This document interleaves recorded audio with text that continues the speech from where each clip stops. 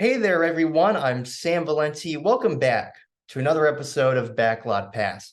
Today's guest starred on the sitcoms Pigsty and Good Company, also worked with the great Bob Newhart on the sitcom Bob the Great, Timothy Fall. Tim, Uh, such a pleasure to be talking with you today.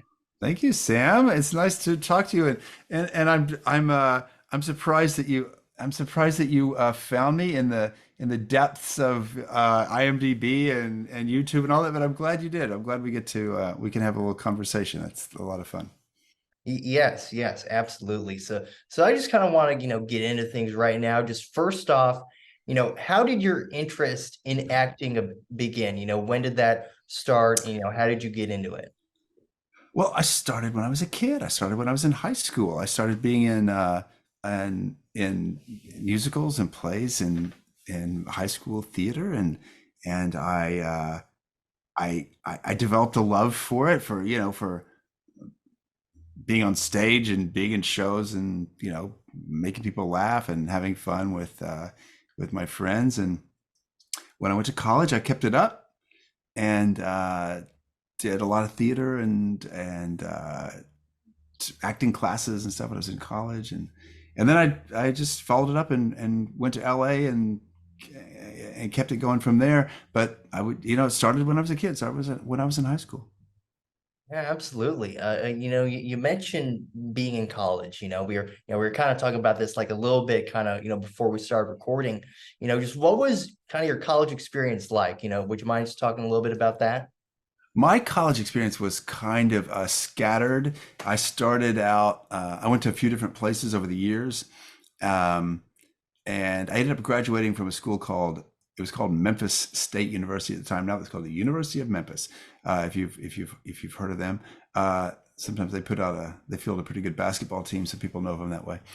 It's a good school. It was a good school for theater and general kind of interesting stuff back then. So I but I started out at University of Mississippi. That was my first school. Then I went to a college called William Jewell College, which is a small liberal arts college in the Kansas City, Missouri area.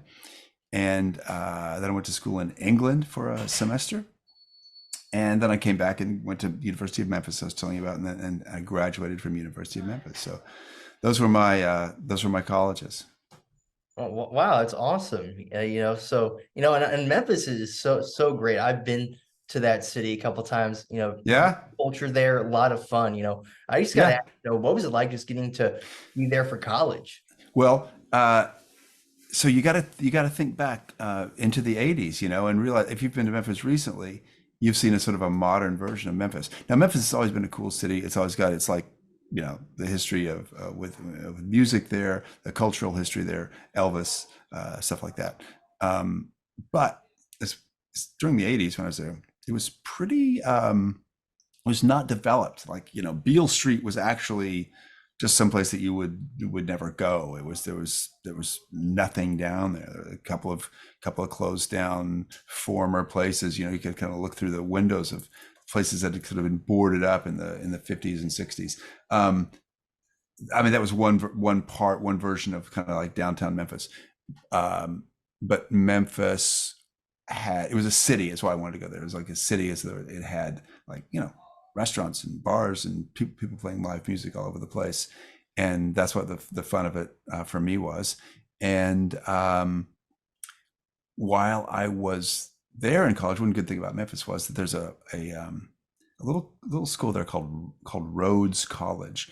It's one of these kind of stones and stone buildings and ivy growing on the gates, and it was chosen as a location for a feature film that was going to be, I guess the producers were like looking around for like a place that seemed like Ivy League looking kind of school without having to actually book an Ivy League campus. So they found Rhodes College in Memphis. And when I was a junior in college, they this production came to Memphis, and there's a movie called Making the Grade, starring Judd Nelson. You remember Judd Nelson? You remember him? Do you know who he is? Yeah. Yeah. And a great guy named Dana Olson, who's did a little bit of acting, but mostly he's a writer and producer. And a really interesting story that I probably don't have the right, that I don't really know enough to tell. But Dan Schneider was a pretty well-known actor again during the '80s and into the '90s. He was on a show called Head of the Class and some other stuff too. I'm sure I'm forgetting, but Dan came out of Memphis, um, and that was all. This production, Making the Grade, did some local casting, and Dan Schneider was one of these guys that got cast, and I was one of these people that got cast. A good friend of mine, of my former roommate, a guy named John Dye, lived, was going to Memphis State University also, and he was cast in a really nice role. And so anyway, by being in Memphis for college, I mean, I couldn't have planned this part of it. I just wanted to go to Memphis. Um, but by being in Memphis, I got the opportunity to audition for, it was at the time my first role in anything, like an actual production. And I booked it, I got it, and I got a small part in Making the Grade.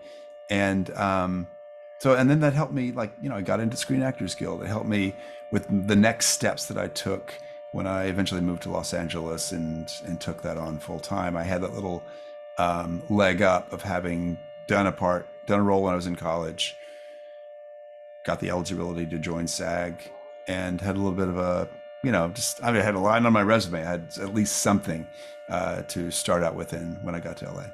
But it all came out of happening to pick Memphis as my college destination. Wow, that's awesome. Yeah. It's so cool how just because you made the decision to go to the University of Memphis, then look what ends up happening. Yep. Gets things kind of kickstarted for you. You never know, Sam. You never know. Exactly. So that's what it's what's good to remember. For I taught for a long time. I taught acting in Oklahoma City, and I always used to try to tell my students, you know, you never know. You never know who you're going to meet tomorrow. You never know who you're going to meet when you're, you're a waiter in a restaurant, or you're a barrister, or you're working in somebody's office, or whatever it is. Something always leads to something else, and in my case, it was actually a production and an audition. But it's always just you kind of follow your nose, and if you do love it, if you do want to be an actor, you'll probably find opportunities for yourself. And if you're good at it, then you'll probably get work at it. It's you never know. It's not easy, but that's how it can work out. So, and it can be kind of fun along the way too. Yeah, absolutely. So now going from, college, now going to LA, what was that transition like? Well, the transition was literally uh, graduate from college, um, announced to my sort of like shocked family that I would be moving to Los Angeles to be an actor. they weren't they weren't opposed to it or anything. They just kind of really wanted me to get a job, as a salesman or something, or go to law school. But I said, no, I'm gonna go to LA and try to be an actor. So the transition was literally graduate from college, put everything in the back of my car, and just drive out there. So the one person I knew was this guy John Dye I told you about, who I'd gone to Memphis State with. John moved out to LA a few months before I did, because he had a role in Making the Grade. He had more of he had a large supporting role. And so as the film was being released and there was sort of some publicity around it, he went ahead and moved out. And it was a good thing for him. He got an agent and got himself sort of going professionally. But so then a few months later, when I said, I want to move to LA, I called him up and said, I'm coming out. And he goes, I got a floor. You can stay on my floor.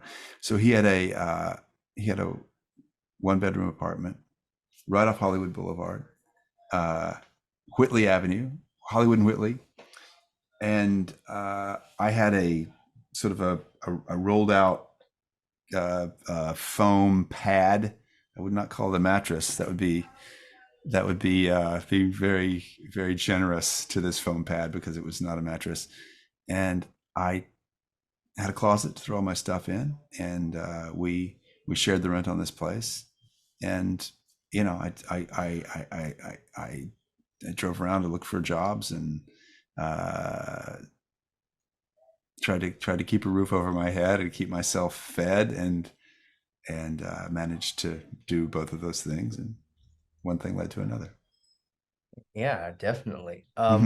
So now I kind of want to get into some of your the roles that people, remember you from. I want to talk about Bob first. You're getting to work with Bob Newhart, okay? I mean, I can only imagine how cool that was. What was it like getting to work with a legend like Bob Newhart on Yeah, that show? legend is a good word. That's exactly what that's exactly how I would describe Bob, of course. Now tell me, but before I answer your question, tell me something. You're a younger guy. Are you a big television fan? Is that how you know about Bob Newhart, and have you watched his Yes, yeah, stuff? yeah. Now, okay, so and do a lot of people your age? See, I think I can talk to people your age and say Bob Newhart, and they wouldn't know who I was talking about.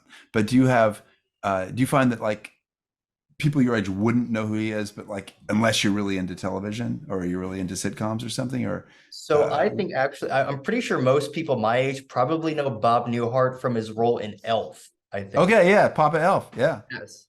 yeah, that's one of my favorites. Well, okay, I'm just curious because I'm really glad, that there's like some sense of appreciating these legendary performers, comedians, and it is too bad. Like I told you, I was teaching for a few years, and sometimes I would throw out some names, and um, people wouldn't know who my students would have no idea who Bob Newhart was.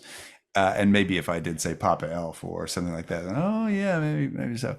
But yeah, he was kind of. But fortunately, he was exactly like you sort of think of him as being from the shows that you've seen him on. You think of him as being like sort of a nice guy and a funny guy and a warm guy, and like sort of like the guy. He's kind of like your funny next door neighbor, or like maybe your parents' kind of dry-witted friend who comes over to a backyard barbecue now and then or something. He seems like he would be that kind of guy, and so in fact, when you meet him, he is like that. When I met him, he was like that, and I think probably other people would say that he was super approachable. He was a lot of fun to work with, and but the process of getting on that show involved auditioning a lot for the various for the writers and the casting people and all that. But at a certain point, they're like, okay, you got to come read for Bob. You got to come audition for Bob. And it's like, oh shit, well, that's I hope that goes okay, because I've got to walk into a room with Bob Newhart, and I've got to keep a straight face, and I've got to hope that he likes me and laughs at me, but no one really told me what to expect, except, well, you got to go audition for Bob. So you go in, and he's nice, and he stands up and shakes your hand. But he's like, standing like wearing a cardigan, and just kind of like, sort of a nice, like a nice guy, nice unassuming guy. But we do the scene, and as he's got his script in his hand, and I've got mine, and he's just as soon as he starts talking, he's just like, hey, he's Bob Newhart, and just the way he says everything is just the Bob Newhart way of saying things. And it was hard to to be in that moment with this guy and not start laughing. But whatever, that's what you practice doing, is doing your thing, and they do their thing, and but I didn't break character. I didn't start laughing. I heard later, the feedback was, oh, you made Bob laugh. He liked you, and so that it went on to another round of auditions, and I ended up getting that part. So, but that was what I had to go through. Was, yeah, first sort of getting his thumbs up, his stamp of approval, and then the executives, the studio people and the network people and all of those people had to sign off on it too. But once Bob had said okay, then I had him in my corner, so that was a good that was a pretty good sign. It was still nothing was assured, but I did end up getting it eventually. Gosh, if I was in your position, having to audition in front of Bob Newhart, I don't know if I could do that. I think I'd Right? get nervous. Yeah, it does. It would make you nervous, of course. It makes you just the thought of it. When you think of anybody, think of it as like a sort of charismatic, a known star, and you're going to go into the room with them. What even whether or not you're going to like do an acting scene with them. If you got to go in there and get a job as their, as their assistant or as their somebody who works with them or for them or whatever, you're just gonna kind of be it kind of brings up the jitters, I would think. But anyway, in Bob's case, he was great at like putting me at ease, and then yeah, you could just have fun after that. Yeah, absolutely. And I love your role in the show. You're very spaced out pretty much in every scene you're in, and it's so funny. Oh my gosh, it's just hilarious. It was a funny show. Yeah, they wrote this guy that was just kind of coming from from left field. Uh, Left field meets outer space in a way, and but they were developing a relationship between the guy I played and Bob's daughter, who was played by Cynthia Stevenson, who's really funny and I mean fantastically funny. And so we got to do a lot of fun stuff together, and but they developed a whole this whole kind of like extended family with this office where we worked, and we all sort of were the idea was that we were Bob was a comic book artist, and we were sort of the people who did the art and the inking and the coloring and all the stuff that goes on with the comic book production family. So uh, uh, they did a good job of making that little universe and the relationships within it. And then at the end of the year, CBS was like, yeah, no, we're not so interested in this anymore. So that was the end of that. But that's how it goes with shows. I mean, to have been able to do a whole year, that was actually a real luxury and a real gift. So a lot of fun. Yeah, absolutely.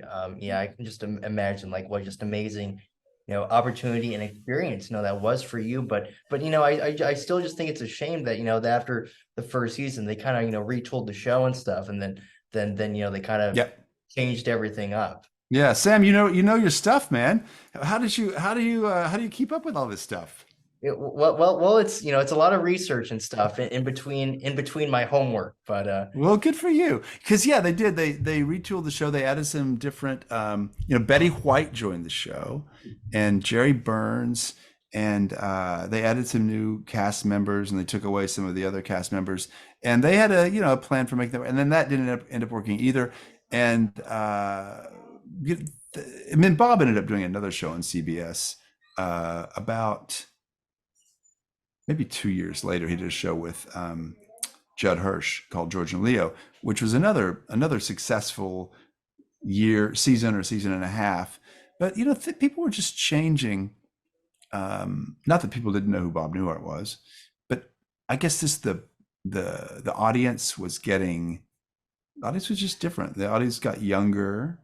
Well, I mean, honestly, the older people who really did know and love Bob Newhart were sort of like aging out and maybe not watching quite as much television. And there were more, that was like cable, you know, that was definitely before the days of internet, obviously.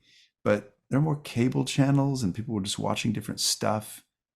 And I don't know, it was just hard. It was hard to, even with a guy like Bob Newhart, like a known star, everybody loves this guy. It was hard to get a show that had that got the viewership, the numbers at the end of every week that you could show your advertisers and say, look, everybody's watching the show. It just wasn't really the case. Whereas with Bob Newhart show in the 70s, Newhart in the 80s, those were just like slam dunk hits. But once you got into the 90s, there were just like other things for people to do, and they were doing them. And it was hard to get that number. So that's one of the things. It's like kind of the business thing that happened, and then you know uh, they just had to try something new. So right. I still think that the show Newhart still is maybe one of the greatest endings in the history of television. Right? Finale that with the Yeah. callback to the old show, and it's like it was all a Yeah. dream. It's Yeah. amazing. Yeah. That was a lot of fun when, I was around to see it in the original airing of when it happened. And it was kind of it was a hilarious sort of jaw-dropping thing, to bring back Suzanne Flechette and play that scene at the end. That Suzanne Flechette was such a good sport about it, and that the whole cast of the Newhart show had to be kind of a good sport about. Oh, we don't exist. We're a weird dream in the mind of this other guy. All that was, it played out really well. That was a lot of fun to to see that go down. Yeah, for sure. Now let's talk about a pigsty here. Let's get into this. So, how did you roll as a PJ? How did that come about?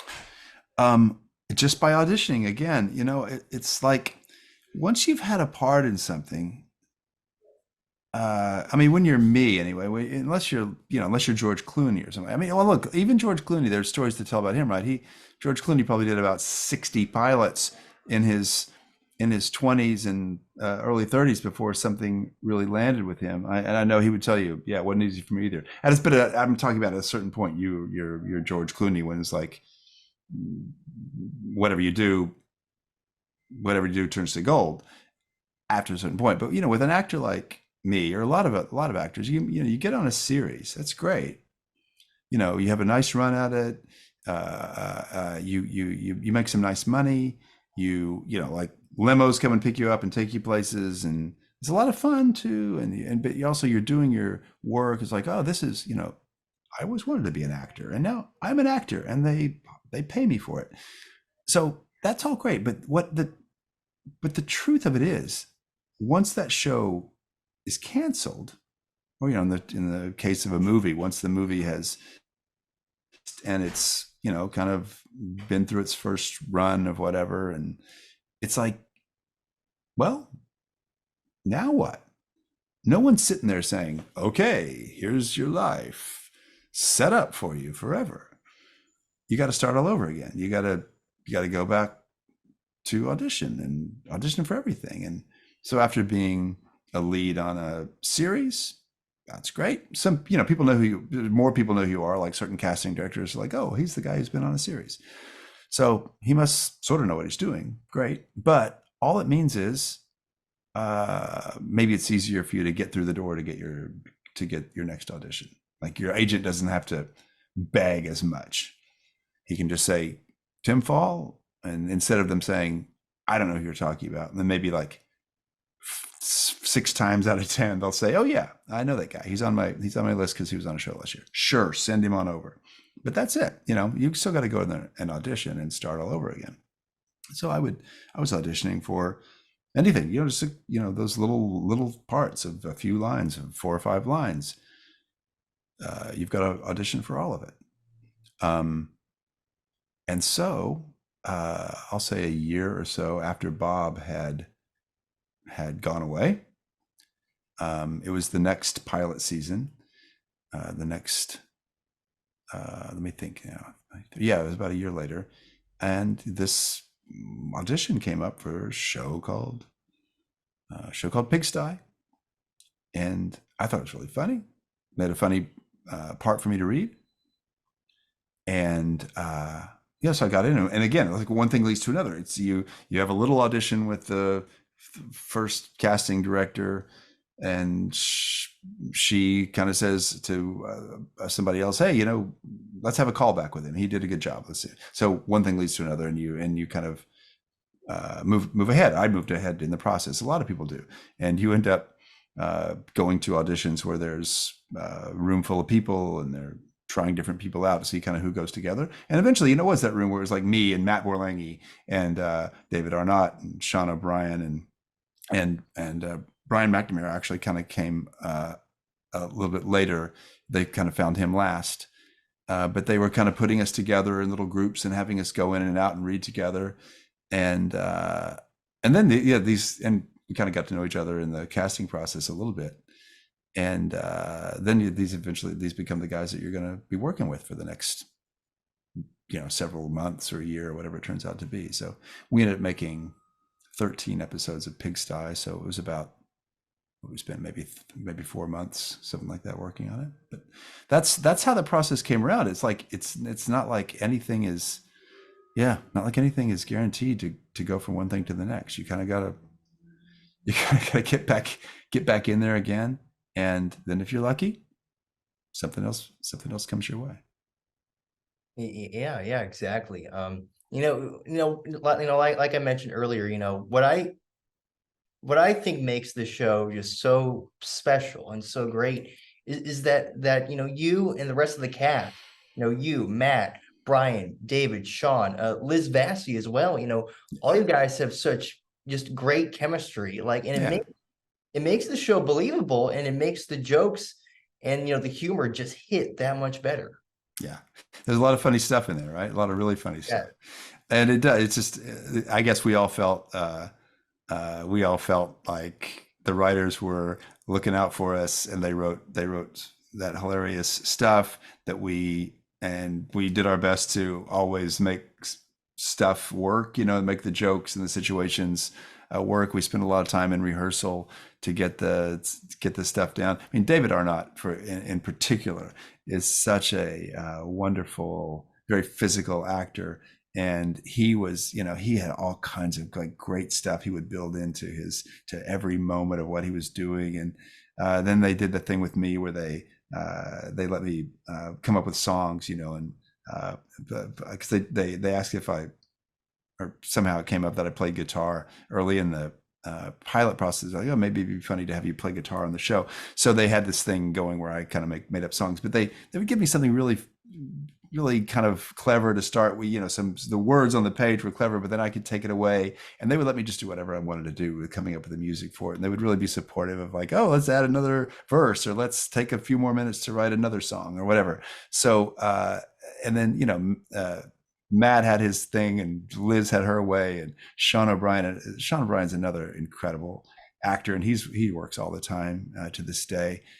These people would all be great for you to talk to eventually if your show continues. I hope you get around to talking to all these people. But it was a lot of fun. We were all probably in our 20s and 30s, and to be able to work together with people like that was a great example of like good ethic, work ethic, if you will, of like, if actors have a work ethic, but you just see the way people work, how dedicated people are, and the writing staff as well, just to kind of see everybody really put their heads down and come up with that show. It was a lot of fun. Yeah, and I'm really glad that you mentioned the singing the songs, playing the guitar, because that's one of my favorite parts of the show is just whenever you break into song, it's just so funny. And like, and you can hear the studio audience just bawling with laughter. It's amazing. Yeah, some of the songs worked really well. They would come up with some lyrics that were really like just bizarrely from left field again, and then I would try to just write them in such a way that they'd kind of be a surprise, and it worked out pretty well usually. Yeah, absolutely. Yeah.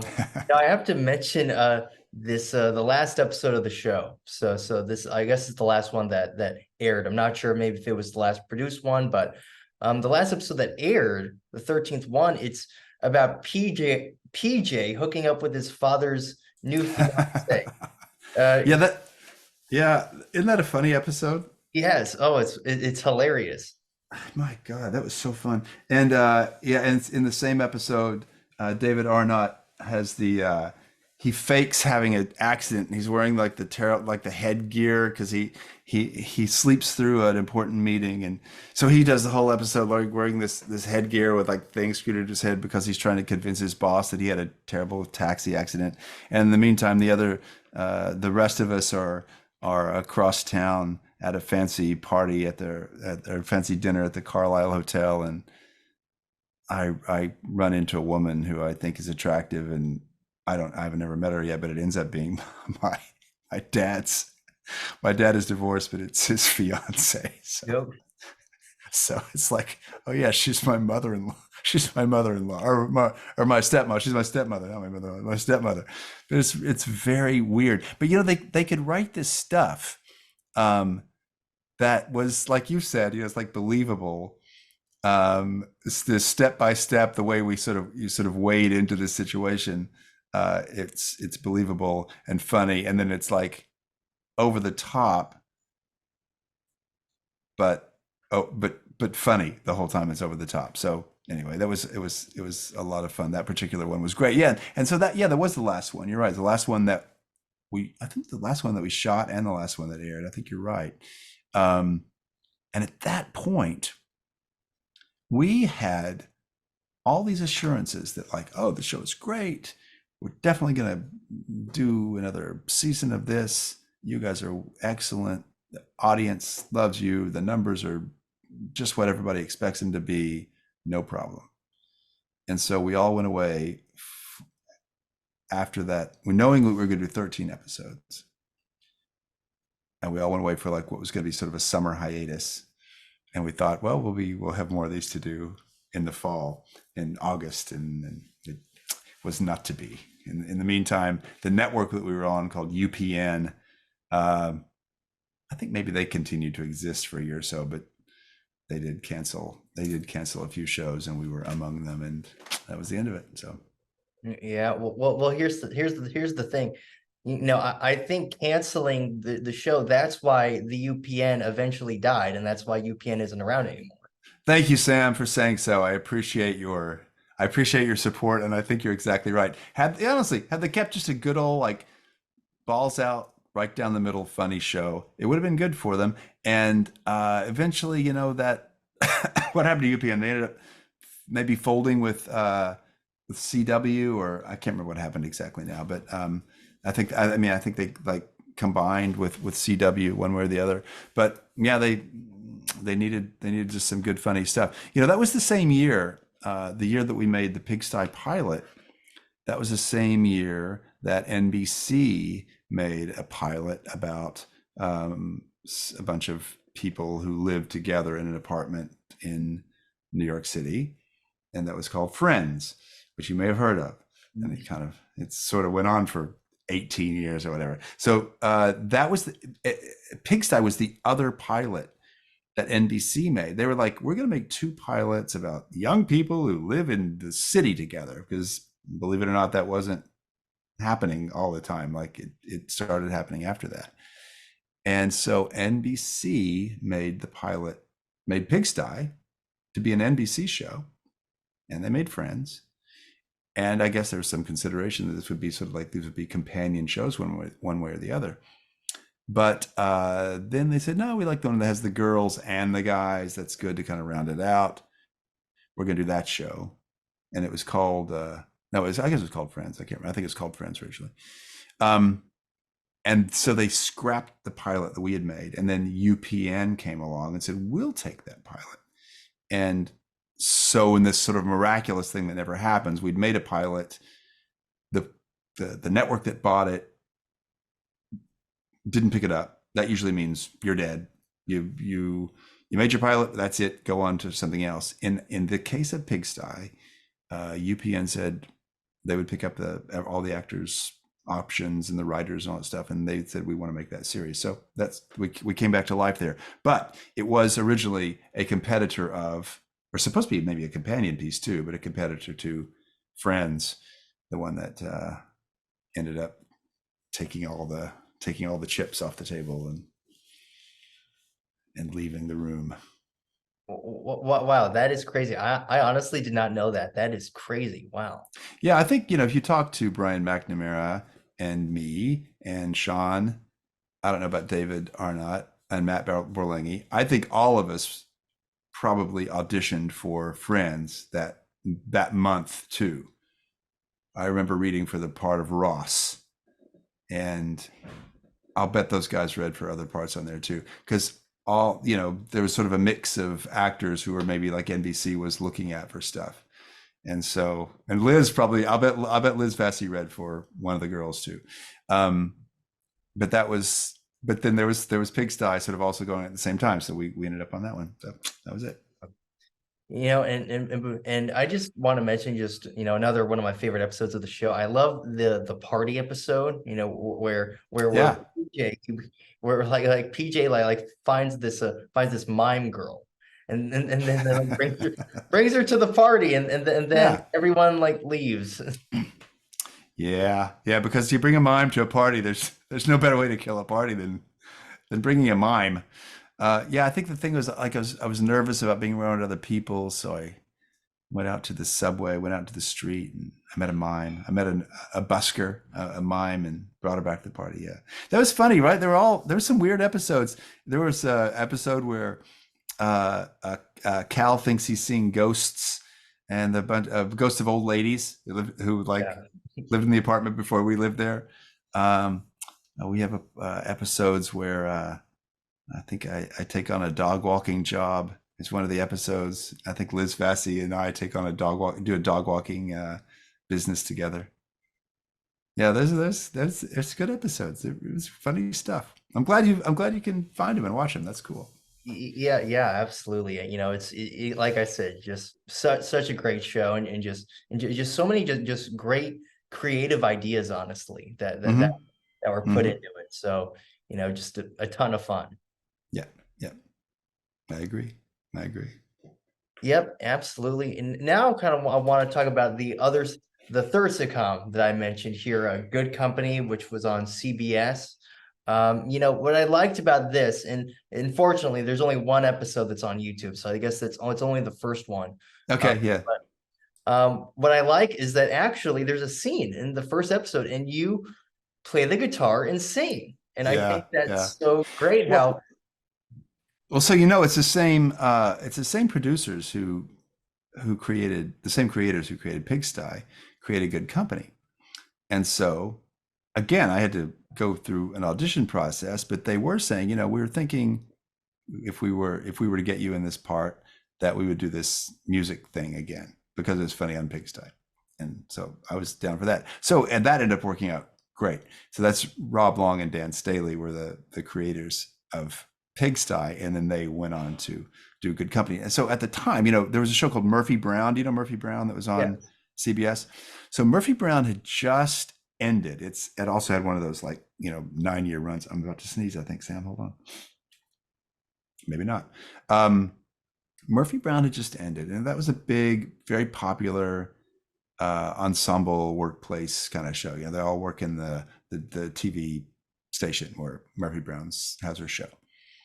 So CBS said, we're looking for another big workplace ensemble, and so Staley and Long came up with a Good Company, and they're like, yeah, this is perfect. This is going to be our big Monday night flagship show that's going to replace Murphy Brown. And they cast it. They got these great actors in it. And I was like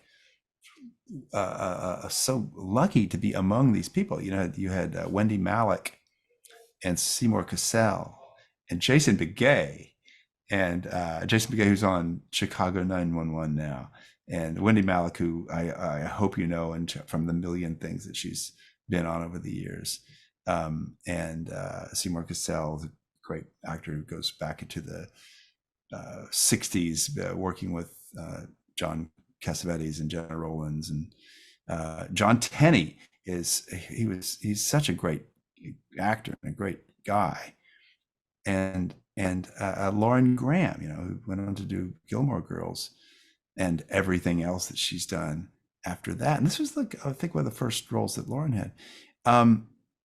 And so it was this really great cast.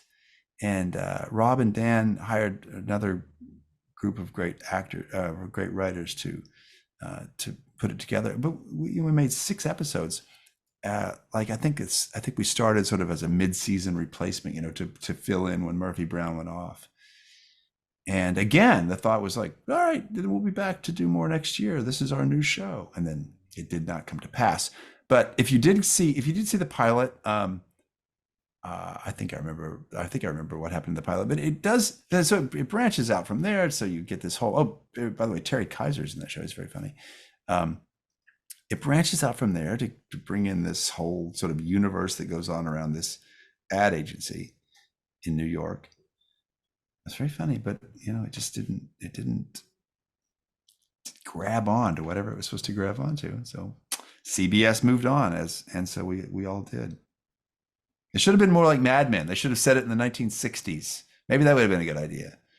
Have an alcohol slamming kind of a megalomaniacal main lead character and set it in the 1960s. Maybe that would have done it. Hey, that would have been awesome. That would have been a good idea. That would be freaking fantastic. Yeah. So anyway, that was good company. But I mean, I'll after we're done, reach out to me and I'll send you I've got a link to where I sort of like secretly stuck a few of the episodes onto my Vimeo channel, and I think they're in pretty good quality. A couple of them are some sort of early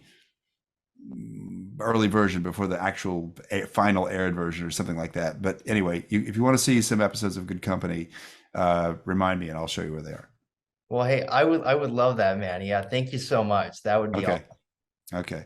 And you can be even like you can broaden your already broad knowledge of TV history, Sam. I can tell you already know this stuff really well. But we'll add one more to your list of stuff you know.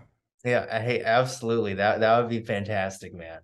So what are you're a journalism major? Is that what you do at Arizona State? Yes, yes, I am a journalism major. Yeah. So does that mean, do you want to get into TV though? What do you like? So that's actually a very good question. So my dream job is actually definitely something in broadcasting, but my absolute dream going to sports broadcasting. Ah, there you go. Okay, good. Yeah, I'm a big sports fan. So ESPN or something like that. Okay, good. Well, good luck to you. I hope that works out. In the meantime, you can also talk sitcom history and probably other TV stuff too, right? You like other TV stuff. Oh yeah, absolutely. Yeah. And that's why I've been having a blast doing this. So I've been having fun. Now, is this for a class? Are you fulfilling like a grade by doing this podcast? No, this is just completely on my own time.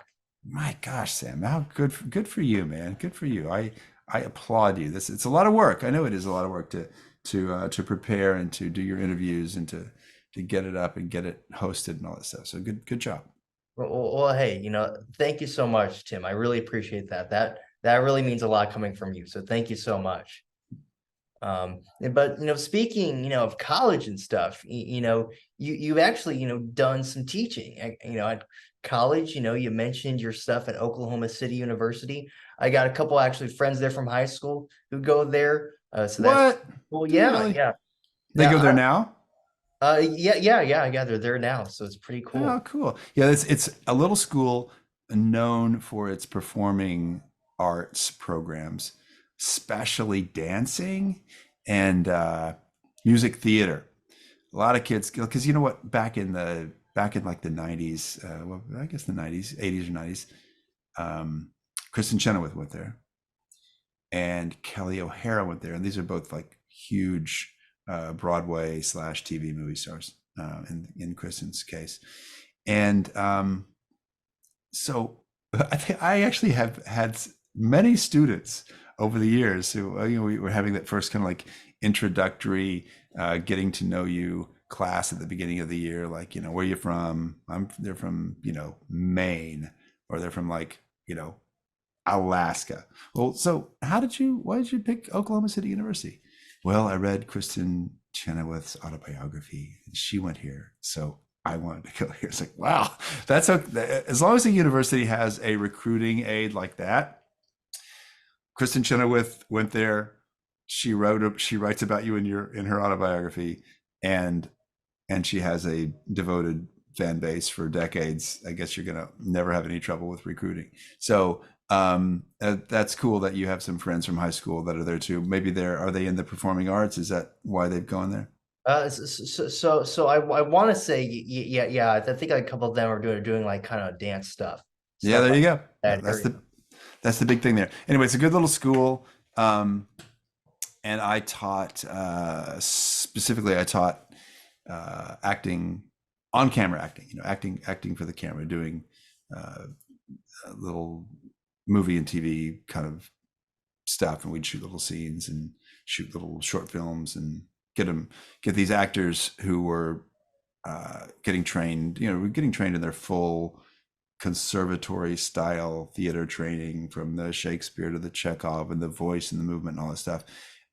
Then one element of it was this little part that I taught, which is do that with a camera and see how it's different. And that was usually a lot of fun. Most students really liked it, because a lot of students, wanted to have some element of their career, maybe in the future, wanted that to be in film or television. Some didn't. Some were like, nope, just want to do Broadway, nothing else, just Broadway, please. And that's probably been a fairly steep learning curve for them. But honestly, a few of them, it's a steep learning curve for me, because I thought, well, you can't just do Broadway. That good luck to you.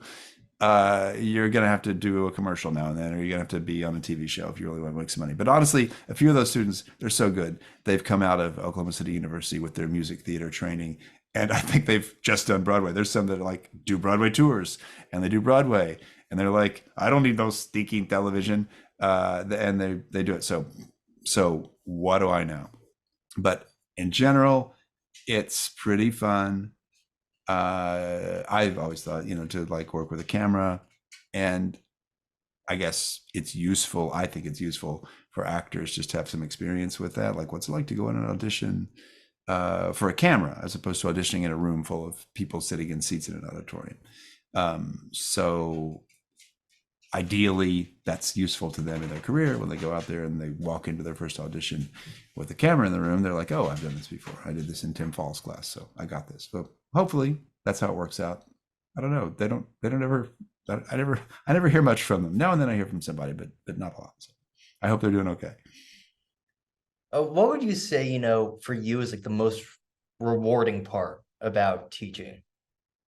It's when you hear back from somebody. I think down the line, like somebody writes you an email or somebody gives you a call and says, hey, I just got a part in this thing or that thing, or I just auditioned for this or that, and I wouldn't have known what the hell I was doing if we hadn't had this conversation. Or other stuff too, just like that specifically is about like their work as an actor. Sometimes it's just like, hey, how's it going? And I'm living in Arlington, Texas, and I've got a wife and 2 kids, and I'm not in acting anymore, but I thought I'd reach out and say hi. That is rewarding. It's really nice to think, oh, this person remembered me, and still has a good, has a good connotation of my classes, and so that's rewarding. I also learned a lot myself. I think it's very rewarding to have to work with on the other side of the camera, and I got really deep into operating a camera. I don't know if I'll call it cinematography. It's not quite that glamorous, but knowing what cinematography is supposed to be, operating a camera, shooting stuff, and then in post-production, editing stuff, putting together the scenes that we shot, and putting together longer stuff, short films and extended scenes and stuff. And I really got in there. I had a little bit of exposure to that from my time when I lived in LA, and I was kind of interested in it. But I really had to get in there and figure it out when I was teaching. And I did. So this is one of the good takeaways from my teaching, is that I learned a lot of other tools that I still use all the time. So it's good to be have a facility with that stuff. Yeah, absolutely. Now I also read that you actually do some podcasting stuff as well. Would you kind of mind talking a little bit about that? Well, I have to hand it over really to my partner Kristen, as she's really the one who does your job, which is the research and the interviewing, and I produce I produce three podcasts right now for clients. Um, in other words, sort of work for hire. Um, and yeah, so I do the engineering. I get everybody set up on the both sides of the call, like I'm sure you have to be involved with. And the way we do them, there is maybe a couple of three interviews, sometimes a few more voices than just me and you talking. Um, Sometimes, and so that there's a little bit a different editing process involved in kind of putting together the story based on a few people's interviews. And then Kristen goes back and does a lot of rewriting of sort of summarizing what people have said to compress it for time, and maybe to re-ask to restate certain questions that she asked during the live interviews to make it, you know, sort of sound better and flow better. So there's a little bit more of a post-production kind of engineering process that I get involved in, but I don't do the hosting stuff. I could take that back in one case. There's this one podcast where I have done some interviewing of some people, so it's a little bit sort of like your side of things, Sam. But again, I don't think I have to do quite as much research as you do. I might be too lazy to really do such a good job of it as you've done. No, wait, thanks, Tim. But seriously, I think it's awesome, man, that you're like involved with podcasting, doing stuff, kind of doing like some kind of, I guess, kind of engineering, producing work. And I think it's really awesome. Yeah, I've kind of gotten out of acting altogether. The last acting job I did was in 2018, maybe 2019, 2018, really. Which, you know, it's always gratifying. It's fun to get that and do that.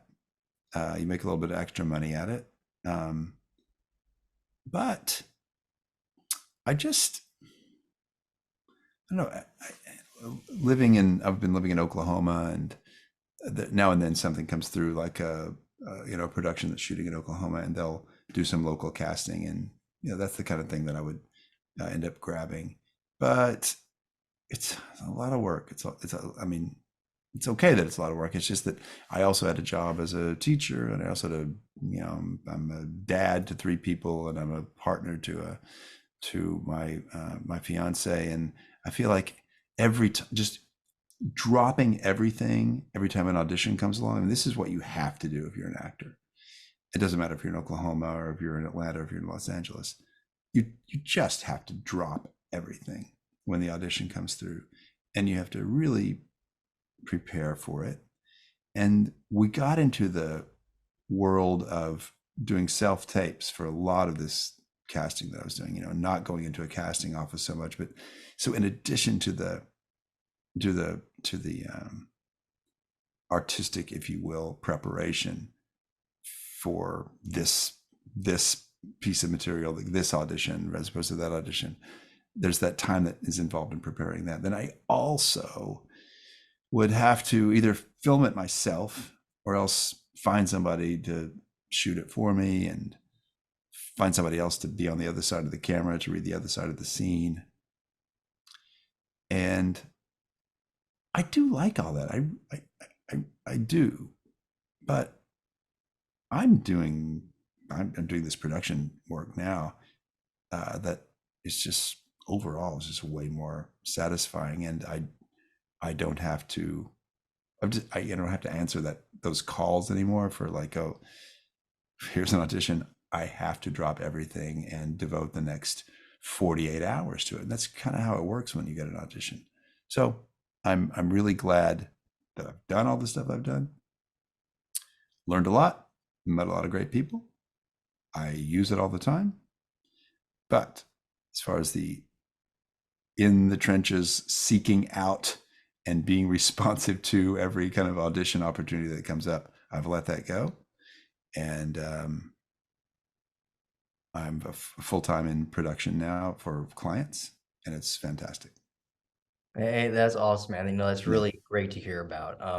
Now my last question here is just, what's your biggest piece of advice, that you have for aspiring actors? Mm,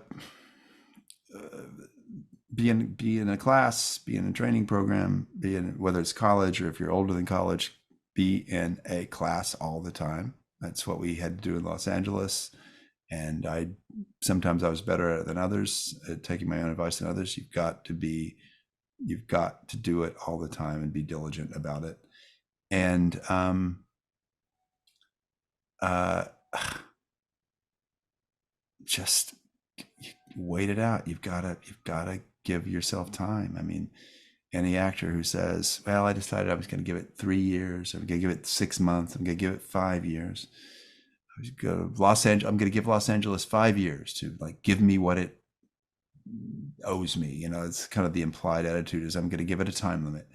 And I think that just never works. You just have to be in it, open-ended, always completely committed and always completely available to every opportunity that comes up, every audition for everything. And don't give it a time limit. I mean, that's what you got to do. That's my advice. That's a great. And it worked for me. I never gave it a time limit until I gave it a time limit, until I said I'm done now. So that's where we are now. I think that's a great piece of advice, man. It's sometimes you just got to kind of, stay patient and stuff, Yeah, absolutely do. And you'll do the same thing. You'll have to come out of college. And actually, it might be, I think it will be easier than since you're not a performer, it'll probably be easier to find a production job specifically in the area that you love in sports, whether it's in kind of local broadcasting or with ESPN or the big brother. There's probably more opportunities to do that. It's just that it might not be the exact opportunity that you want. You might be like bringing somebody sandwiches for a while, but if you're patient, if you wait it out, then eventually they say, hey, help me work on these scripts, help me work on this editing, help me, come out to the field with me for the shoot I got to do. One thing leads to another if you're patient, and I do think that applies to one's acting career. But for a guy like you, interested in the production side or hosting side, whatever it's going to be, you're going to need the patience too, to wait for those opportunities to come together. Yep, absolutely. I 100% agree with you there, Tim. But seriously, Tim, thank you so much for letting me have the opportunity to talk with you today. It was truly an honor, and it was a blast as well. Sam, I'm blown away that you found a minor a minor actor from the 1990s sitcom world to put on your podcast. But I ain't proud. I'm honored also and flattered that you gave me a call, and I'm glad I got to talk to you for a while. And I will wish you all of the best in the world, man. I hope you find some good stuff when you get out of Arizona State.